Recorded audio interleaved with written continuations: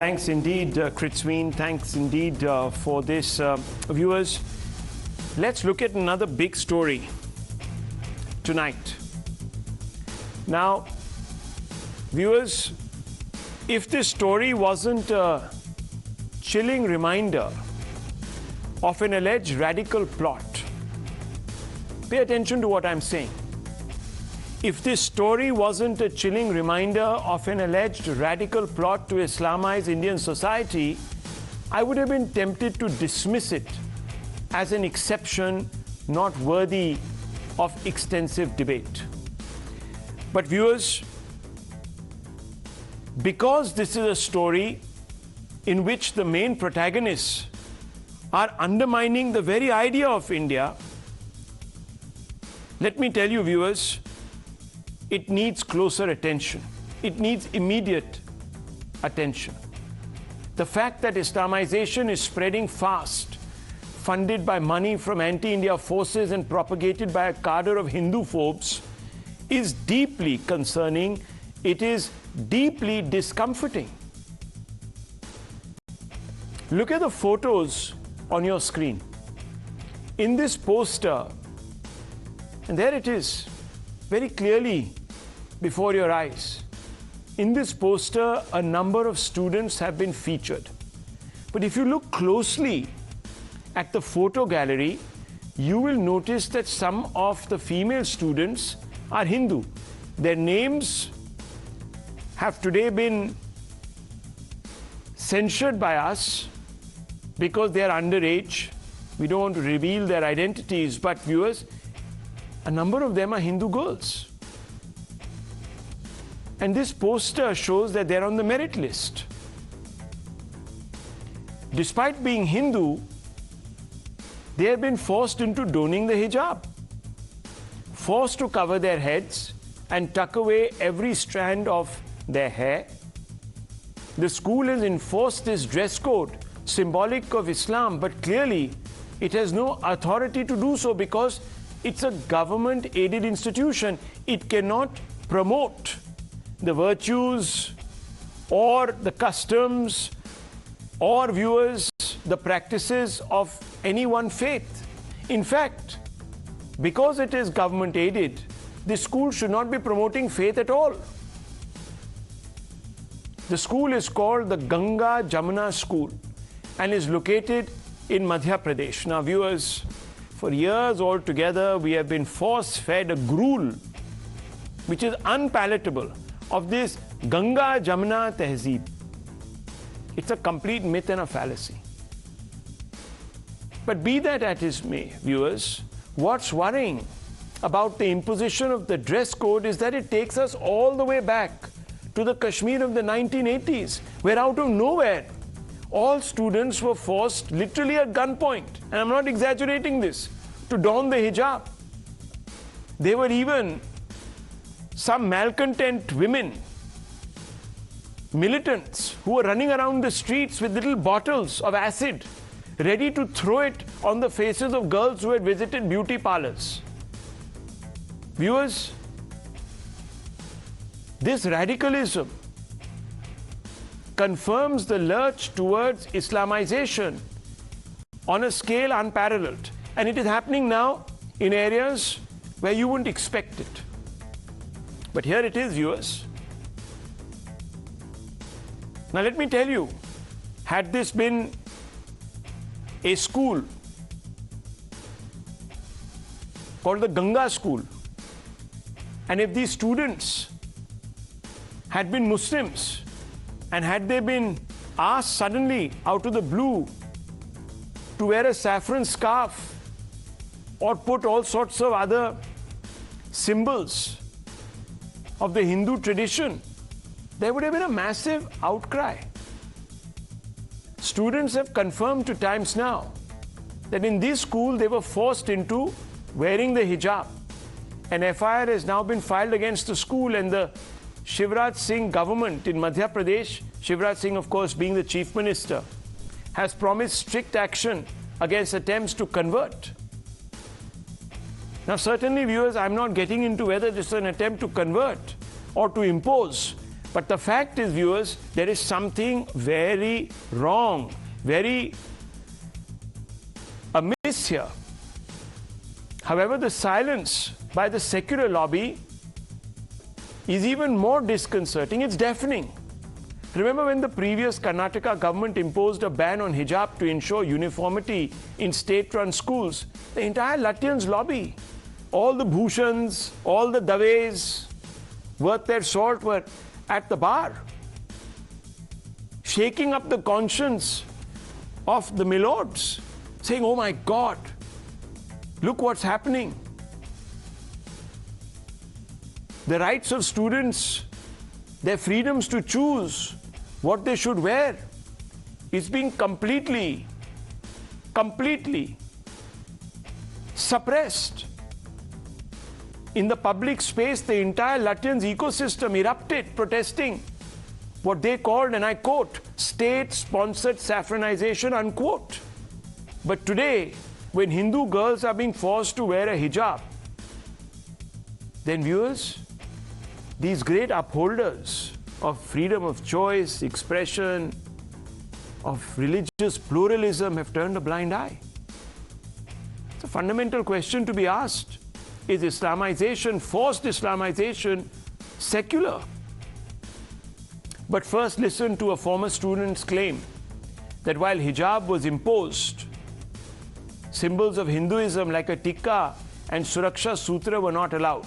Listen in, viewers. Listen into this. लड़कियां जो आपके साथ पढ़ती थी वो किस तरह से क्या ड्रेसअप होता था उनका? वो ड्रेस के साथ हिजाब पहन कर जाती थी। सब हाँ। हिंदू मुस्लिम सारी लड़कियां? Yes sir. जब मैं टीका लगा के जाता था तो टीका छुटवा लेते थे, रक्षा सूत्र बांध के जाता था तो वो भी कटवा लेते थे, और वो बोलते थे कि कल से पहन कर मत आना, और जाते भी थे तो मारते थे। वो बोलते थे कि जो नमाज जो पढ़ाते हैं वो अभी तुमसे आधा बनता है, पूरा कर आना, अगर नहीं आओगे तो मारेंगे। अच्छा, नमाज भी पढ़ाते थे? Yes sir. सर जब स्कूल की छुट्टी का टाइम होता था तो सब बच्चों से, पूरे स्कूल के बच्चों को ग्राउंड में खड़ा करते थे और सबसे पढ़ाते थे। Viewers, as I said, the ecosystem is silent. And one of the leading figures from the ecosystem, Digvijay Singh, when we asked him to take a position, he started waffling, viewers. Listen into this. बात ये है कि मुद्दा create किया जाता है। सारा press लगा हुआ था महाकाल के अंदर भ्रष्टाचार का मुद्दा डाइवर्ट करना था, हिंदू मुस्लिम करना था, तो हिजाब लिया। दमों में, कर्नाटक में जो हुआ, कितना चला हिजाब का मैटर, कितना चला, नतीजा क्या निकला? Viewers, to expect any party, especially those that define themselves as secular, to condemn this would be asking too much. We all know this, viewers. Sometimes I wonder at the pointlessness of it all. But it's important to expose this. Because you've seen what's happened in Kerala. Of course, the Kerala story should not be told. They might even sue me, viewers, for telling it. The Kashmir story can't be told because there are all sorts of injunctions, all sorts of headless chickens who are running to courts to try and stop all these stories from coming out. Stories in this country can only be selectively told. If they don't upset crucial vote banks, then they must be told. Now let's remind you of this selectiveness, viewers, this ecosystem that has created a distorted version of secularism in this country. Now, viewers, when the Kerala government had decided in all its wisdom that in government schools we must keep religion out of the classroom, all sorts of sympathizers, upholders of democracy leapt out of the closet. Asaduddin Owaisi, AMM chief, children of India want hijab, it's their choice. These poor children don't want to wear the hijab. It's not their choice. But no, Asaduddin Owaisi is looking the other way. This is not happening in India. Now, viewers, B.K. Hariprasad, LOP of the Karnataka Assembly. Hijab ban a bid to deny education to Muslim girls. Viewers. Priyanka Gandhi of the Congress. Women's right to wear a bikini or even a hijab, she said. She intoned. Omar Abdullah, the other great liberalist in this country. Wearing hijab is women's right to choose. Here, viewers, it's being imposed. Much like it was imposed in Iran, where, of course, I don't even want to tell you what they did, viewers, to women. Of course, Mehbooba Mufti, I mean, she needs no encouragement. Scuttling women's right, not empowerment. Look at these people, viewers, the champions. And I haven't even come to the Lutyens Brigade. That you should all read about from the newspaper clippings or go onto the net. The Daves, the Bhushans, the several others who went ringing the bell, the front door bell of the Supreme Court, as I told you. But let's open this up, viewers. This is an important debate. We can't have, in a secular country, a warped, selective dialogue on when the principles of secularism are trampled.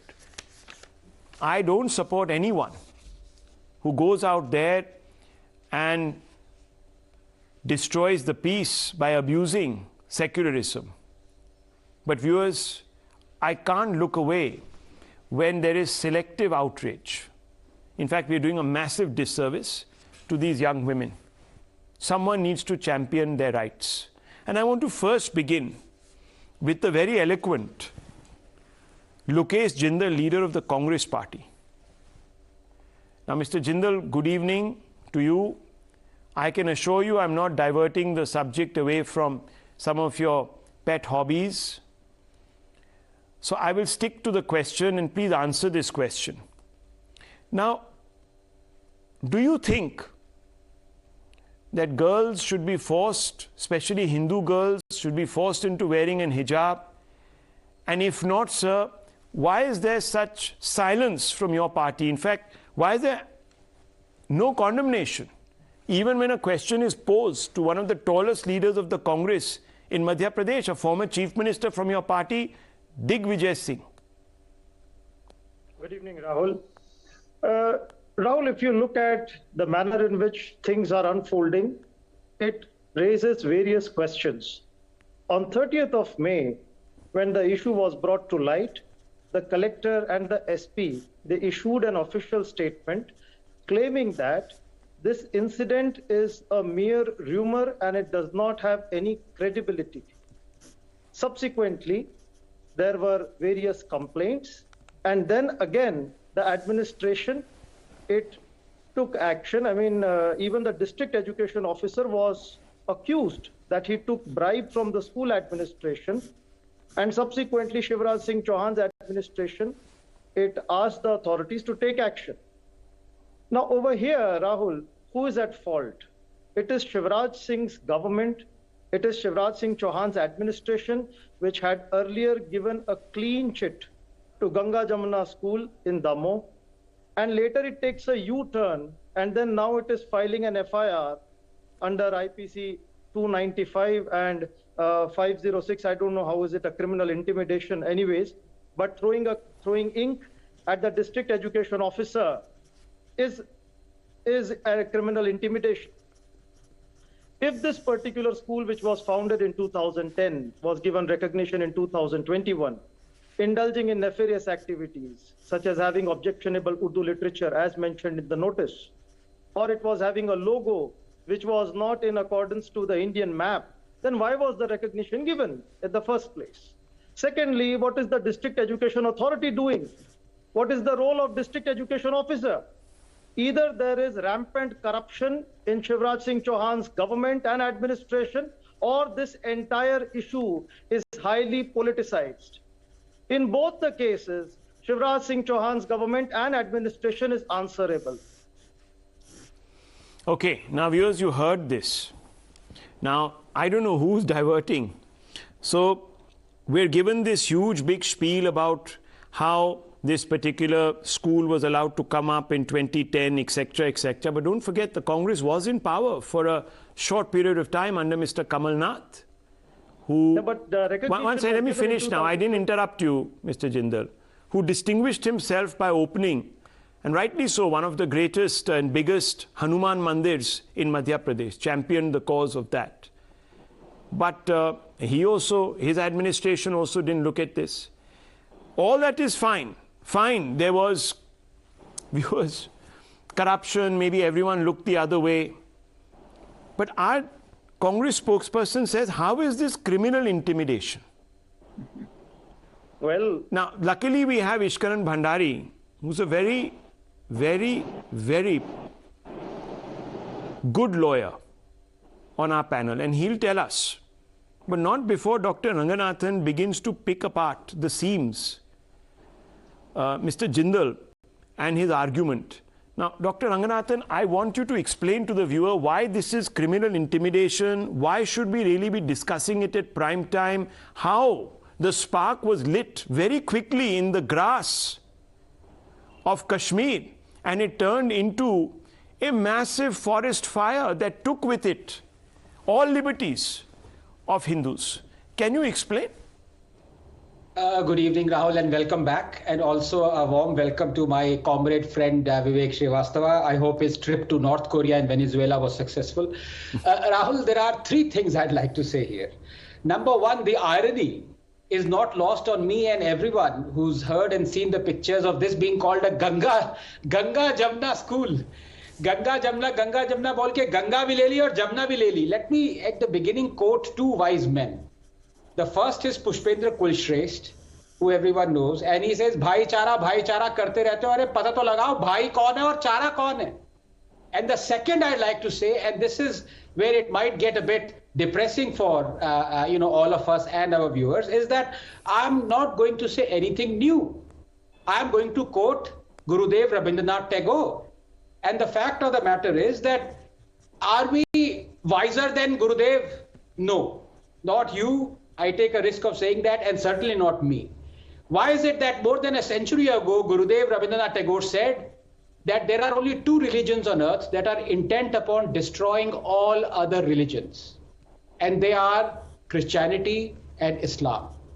And the only way to make peace with them is to embrace them. And here is where it gets depressing, because there is no way out. Sooner or later, every one of us would have to make peace and embrace them. Now, I'm comfortable with it because I can see it. Many people can't see it. But the fact of the matter is that those poor Hindu girls who are wearing a hijab, that's their future. That's our future.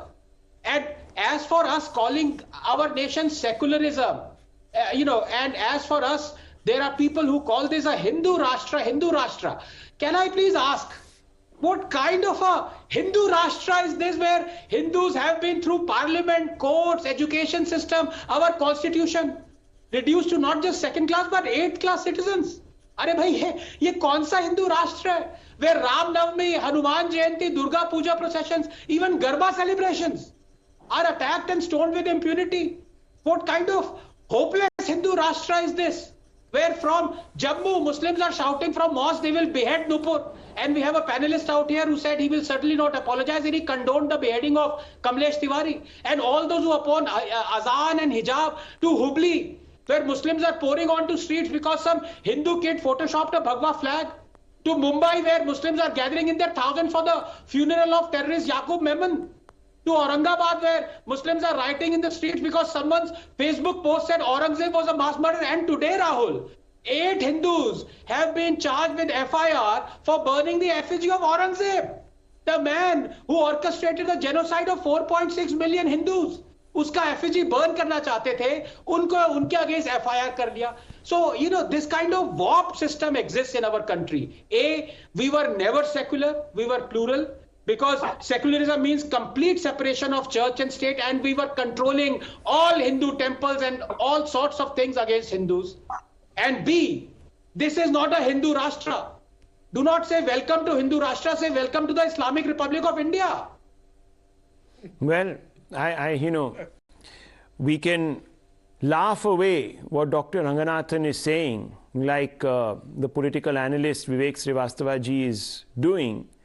But I just want to jog your memories back, viewers, to a time in Kashmir when there were Bollywood pictures that would talk about the openness of society there, of the exalted position that women and their freedoms and the freedoms they enjoyed. And now, viewers, you'd be hard-pressed to find someone who's not skittering around, ducking for cover because they don't have a hijab on their heads. And there are a number of places in this country where this is happening. I'm not sitting here, viewers, advocating a ban on the hijab. People are free to practice what they want. I'm bothered about forceful imposition of any tradition on anyone else. Let's be very clear. Abdul Razak, let me come out to you because I think Dr. Ranganathan hinted at your glee with which you had supported the beheading of a prominent BJP leader. I want you to come in on this. When the Karnataka government under the BJP a couple of years ago decided, in the name of uniformity, in the name of absolute secularism, to impose without exception a dress code on students in classrooms, you call that saffronization. Would you tonight call this imposition of the hijab on Hindu girls Islamization, radical Islamization, out of control, bigoted Islamization? Will you use these words? Rahul, first of all, I would like to start like this. There is a BJP government since 17 years in Madhya Pradesh, and under the BJP government, this school has flourished. The students did not have a problem till date. The election, the results are out. The school results are out. 98.5% results are out. That is the best that the school has done. Today, after the academic year, when this has been published in Mr. Abdul public Razak space, Khan, I'm asking you a simple question. We have on record students telling us that they were forced to wear the symbols of one particular faith, and that there was a concerted attempt at Islamization. I'm only asking you a simple question. Do you believe, excuse me, no Abdul Razak Khan, like this. Can you listen to me? Now, because the VHP and Bajrang Dal has picked this up, now it has become a problem. Sir, आप photo नहीं देख रहे हैं. Collector gives a clean check. Are you not seeing the photos? Education officer gives a the clean photos check. are telling you. I studied in a Christian missionary, and I used to every day see a Jesus Christ cross. I used to every day see Mother Mary. Sir, did they make you wear a habit? Problem for me. You walk into. Sir, did they make you wear a habit and run around the school playground? Did they? Yes or no? We used to celebrate Christmas together. Yes, that's great, but that was left to you. Forced to say. You were not forced. Rahul, the everyday no, 1 second. In a Hindu school 1 second. Abdul Razak Khan, I don't know. You might have gone to a school. 1 second. You might have gone to a private school. I am talking about a government-aided school. There is no place for religion in that school.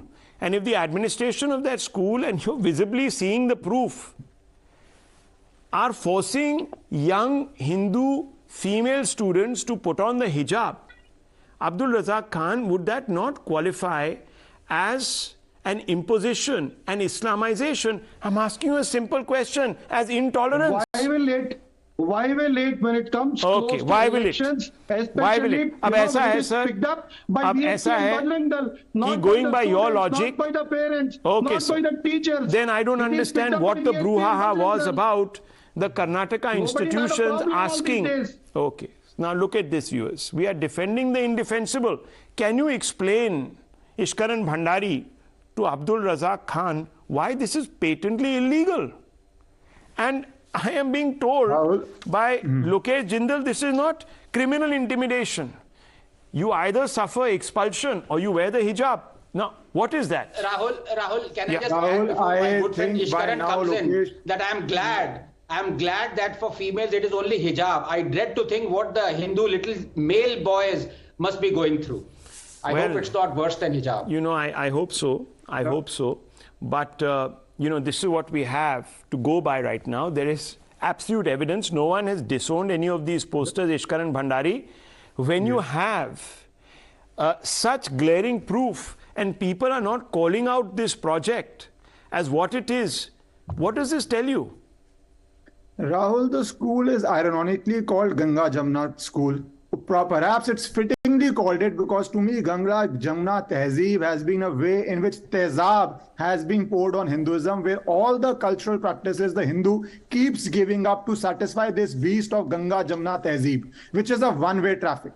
A unilateral one-way traffic in which it's the soft face of the conversion project, which earlier used to happen by sword and now happens through various softer means, including criminal intimidation. I hope Mr. Jindal by now has seen the definition in the law. When you force somebody to do an action he is legally not bound to do, or to omit to do something he is legally entitled to do, that's the classical definition of criminal intimidation. And young kids in school, where the school authorities have a lot of power over them, including marks, promotion, etc., is a classical example of this. But the bigger problem here is that this project has been going on for a very long time of conversion. And see the audacity. If in a school you can do this, in a school ruled by a BJP state, you can do this. Imagine what is happening in some other places. That is a point to be seen. In UP, for example, let's talk about data. They ordered a survey of madrasas. They found 4,000 madrasas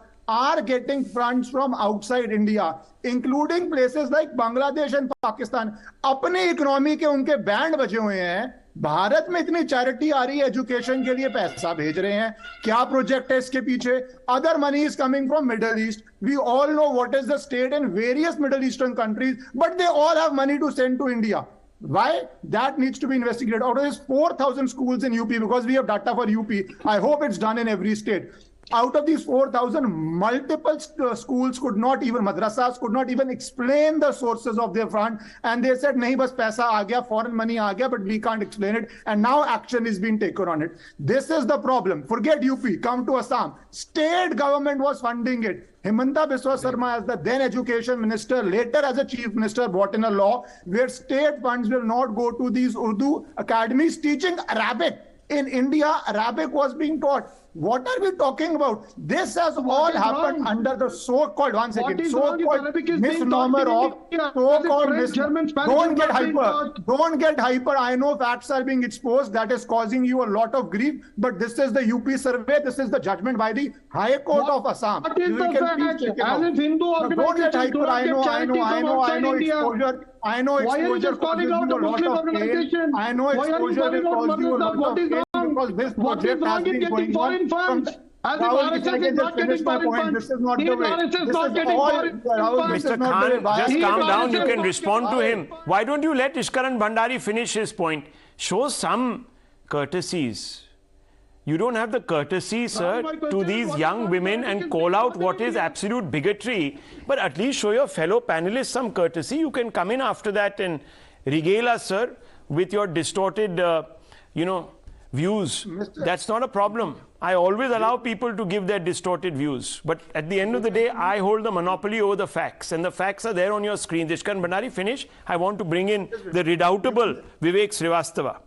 Mr. Razak, please explain why Bangladesh or Middle Eastern countries need to fund education in madrasas when their own economy state of Bangladesh and Pakistan, we well know, how they go with a begging ball to other countries. But coming to the last point, in Assam, state government was funding education till the Himanta Biswa Sarma banned it and the High Court upheld. This is the state of affairs we are dealing with. And I'm very, very happy that at least you are showing some light on it. I am not very optimistic because it has become a very, very widespread project, but hopefully this news will stop our school children from being softly converted into what this project is all about. So now we have a choice. Either we can go for a second round of counter questions of Ishkaran Bhandari and Dr. Ranganathan at the risk of alienating Mr. Srivastava, or let me bring in Mr. Srivastava first. Mr. Jindal, I beg your indulgence. Let me bring him in. Let everyone have their first basically open their account, so to speak.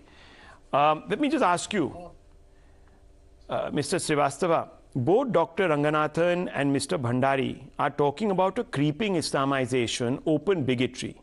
Do these women not have the right to choose? Or should they all be lumped and, dressed up as these babushkas and made to look like they have all joined the faith? Because this is the Kerala story really unfurling before our eyes. There is no Kerala story, number one. And number two, my friend Dr. Anand Ranganathan, जब मिर्जा गालिब लिखते हैं और जगजीत सिंह गाते हैं, उसको कहा जाता है गंगा जमुनी तहजीब, और उसको इस देश की जनता सुपरहिट बनाती है. That is what is the Ganga Jamuni तहजीब. And if you don't like this culture, I mean, it's your problem. But there is a Ganga Jamuni Tehzeeb in this nation. There is tolerance. The Lal Killa, the Agra Fort, okay? And I mean, so many institutions, the Taj Mahal, it's all a part of the nation, our heritage. And it's a joint heritage of two cultures. Immigration is a way of life. Today, ISKCON has gone abroad to United States of America. We see so many white people coming and endorsing Hinduism. That is again a part. There are so many gurdwaras that are there in Canada, okay? In America, in Europe, serving people free food. This is again, so I mean, immigration. What is your point? What are you talking about? I'm asking you, in this great spirit of accommodation that you're talking about, don't these young girls have the right to not wear the hijab? Can you answer this question? That's the question. Firstly, accommodation is the wrong word. We are nobody to accommodate anyone. It is their equal right. It is also their nation as much as it is yours. So this, feeling of superiority कि हमने मुसलमानों को accommodate कर रखा है. Yeah, Mr. Srivastava, let the charge sheet be filed. Let the witnesses come. Let the courts decide. Then we will debate again on the issue. Mr. Srivastava, on the face of it, you're a communist. You're a communist. You should not have a problem. Excuse me. You should not have a problem. Let me be honest. Taking a position on this debate. I'm asking you, sir.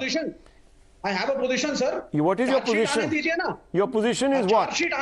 Bhai, do you condemn this? This forced? No, would you condemn? Would you condemn if all these girls were suddenly told tomorrow that listen, get rid of all your hijabs, start wearing, one second, start wearing a tilak and wear saffron scarves and come to school? Would you have a problem, Vivek Srivastava? Would you have a problem?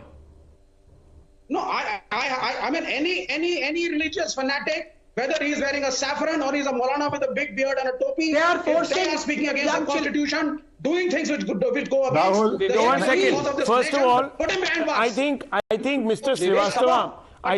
Srivastava has got it absolutely wrong. You can have a big flowing beard, you can even wear a saffron scarf, but you don't have to be a fanatic, sir. Vivek Srivastava, stop caricaturing people, stop typecasting them. You're promoting hate in our society.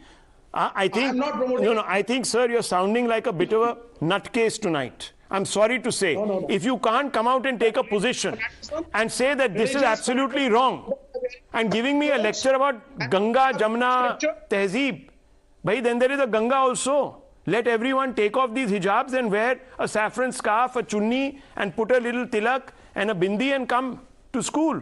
Would you have a problem with that? Of course you would. Rahul, parents do not have a problem. Rahul, can I please? Bharat Mata ki jai bol do.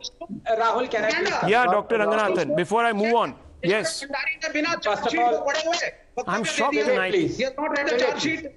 पहले सब लोगों ने उनको guilty करार दे दिया sir. यहाँ पे बनाना Republic का टाइटल लगा दिया गया. What is the Banana Republic about this, sir? The facts are there on your screens. Let me play. Okay, 1 second. Viewers, in case you've just joined our show, we have 3 panelists sitting there at the bottom of your screens. One is Mr. Razak Khan, the other one is Mr. Jindal, the third one is Mr. Srivastava. One represents, I can only say, the hardliners. One represents the Congress, and the third represents the North Korean communists. Now, I want to very quickly, viewers, bring in a soundbite. And who am I going to play? A young student who studies in this school. And he says there's a problem here. This is a government-aided institution, viewers, where you're forced to wear the symbols, don the symbols of only one faith. Despite being a government-aided school where religion should not even be promoted, especially one faith. Now, first listen to this person. Look at that screen of yours. You have Hindu girls who are dressed, forcibly asked to wear the hijab and come to school. Now, had this been reversed in any other part of the country, there would have been a massive outcry. Here, these 3 gents, Messrs. Khan, Srivastava and Jindal, are saying this is not criminal intimidation. Nothing wrong with this. They can't even bring themselves to condemn this. Viewers, this is sickening. But listen in to this young boy. लड़कियां जो आपके साथ पढ़ती थी वो किस तरह से, क्या ड्रेसअप होता था उनका? वो ड्रेस के साथ हिजाब पहन कर जाती थी। सब हाँ। हिंदू मुस्लिम सारी लड़कियां? Yes sir. जब मैं टीका लगा के जाता था तो टीका छुटवा लेते थे, रक्षा सूत्र बांध के जाता था तो वो भी कटवा लेते थे, और वो बोलते थे कि कल से पहन कर मत आना, और जाते भी थे तो मारते थे। वो बोलते थे कि जो नमाज जो पढ़ाते हैं वो अभी तुमसे आधा बनता है, पूरा कर आना, अगर नहीं आओगे तो मारेंगे। अच्छा, नमाज भी पढ़ाते थे? Yes sir. सर जब स्कूल की छुट्टी का टाइम होता था तो सब बच्चों से, पूरे स्कूल के बच्चों को ग्राउंड में खड़ा करते थे और सबसे पढ़ाते थे। Now, viewers, why this went on in this school for so long is, of course, a matter of investigation, and we should ask those questions also. But Dr. Ranganathan, this is a very simple question. I must pose it to you tonight. Is this really an insight into a mindset, or is this perhaps an exception that is not the norm? No, Rahul, this is an absolute insight into what is going to happen. We are looking at it. I'm looking at India, what India would be in a few decades' time. These children are going to be every Indian child. And, can I please gently, first of all, castigate you for over-explaining things? Because when you called Vivek Srivastava a communist, and then you went ahead and over-explained it by saying he's a nut job as well. So the two are the same things. And can I please ask, my good friend Vivek, two questions. Number one, I don't mind the people sitting in the lower panel converting to any religion they want. Mr. Razak Khan, who studied in a Christian school, can become a Christian. Vivek can become Muslim, Christian. Lokesh Jindal can become anyone. But these are children we are talking about. You have to take their consent. Until they are adults, they cannot be forced into a religion. Vivek, please. And number two, I want to again use this platform and ask him something point blank. Vivek, please don't interrupt. Please don't. I beg you. Vivek, please. Rahul, through your auspices, I want to ask him. Does he or does he not condemn China for interning 1.5 million Muslims into concentration camps and feeding them pork? Just say yes or no, Vivek. Very clearly, I said it to Rahul ji, whether it is a saffron-clad Hindu or a Maulana with a beard and a topi, anywhere, if he is against the constitution of any nation, put him behind the I don't know what's going on here. Has he come on some other debate? Sir, he's asking you about China. Will you condemn the Chinese Communist Party for dehumanizing millions of Muslims and Tibetans? This is an American propaganda. I have told Dr. Ranganathan again. Sir, why is the Dalai Lama in India then? His religion is under assault. American propaganda. The Buddhist faith there, and the leader of the Buddhist tradition there is being completely crushed. Why? No. Why? If you go to Tibet, is that a lie? If you go to Tibet and you see that, let us ask Abdul Razak Khan if it is a American propaganda that Muslims are being interned in concentration camps in China. Abdul Razak Khan, do you stand for Chinese Muslims? It's not a one-sided story. What was happening all these years? Abdul Razak Khan, do you stand for, does your heart bleed for Chinese Muslims in concentration camps or not? Can I ask Shivraj Singh Chauhan? Okay, viewers, look, we are going to go around in circles here. There is no point. I have given up. This is a very serious issue. These children have been picked upon. And viewers, they are being groomed to think in a particular way. I'm sorry I'm being very blunt. I'm not presaging anyone. I'm only looking at the evidence that has come out. And to say that these children are members of some Bajrang Dal, and I mean, this is ridiculous, viewers. No one goes to school to be force-fed something they don't want to do. I think we've all evolved. And as a country, if you really want to fight today for secularism, you want to fight for the values that are supposedly enshrined in our constitution, viewers, then we have to learn to respect the letter and the spirit of that constitution. You can't have people like this because of their vote banks looking over their shoulders and saying, oh ho, हमारा vote bank क्या कर लेगा, हमारा को vote नहीं देगा, वायनाड में एक और हम चुनाव हार जाएंगे. फिर हमारा बॉस कहां से लड़ेगा? You can't have that, viewers. You've got to call out what is wrong. Who is going to speak up for these young women who are intimidated? And we are being told this is not criminal intimidation, that it's all, Shivraj Singh Chauhan's fault. Yes, it is his fault. He didn't act earlier. He should have come in. Rahul, if you talk... But you have to at least condemn it. You have to empower the political... 1 second, you have to empower the... No, listen, hang on. 2 wrongs don't make a right. So, Mr. Jindal, don't go about like this. I'm only asking you a simple question. Take a bloody position on this issue instead of waffling. It's ridiculous, sir. It is non-bailable. Why didn't the parents approach the police? It doesn't matter, but these children are being forced. Whether it's bailable, non-bailable, what difference does it make? It's a wrong. No, it's not that the law. Okay, look, I've given up. Deal with such incidents. Sir, I rest my case. It's a Please. failure of Could the be your administration. daughter. I take my absolutely, words back. I even withdraw this. Hang on. I even withdraw this story. Let it never be played out again. Forget it. Let's abandon these poor young people to their fate. And let's see them, viewers, somewhere in Syria, emerge after 5 years, enslaved and shackled to an obscurantist worldview. Forget it. They don't matter. Because they're not part of your vote bank ecosystem. Abandon them. How many are we going to abandon in this country, viewers, at this rate? The Nupur Sharmas have been abandoned, even by their own party. Oh, come on. Let's move on, viewers. Let's move on. I want to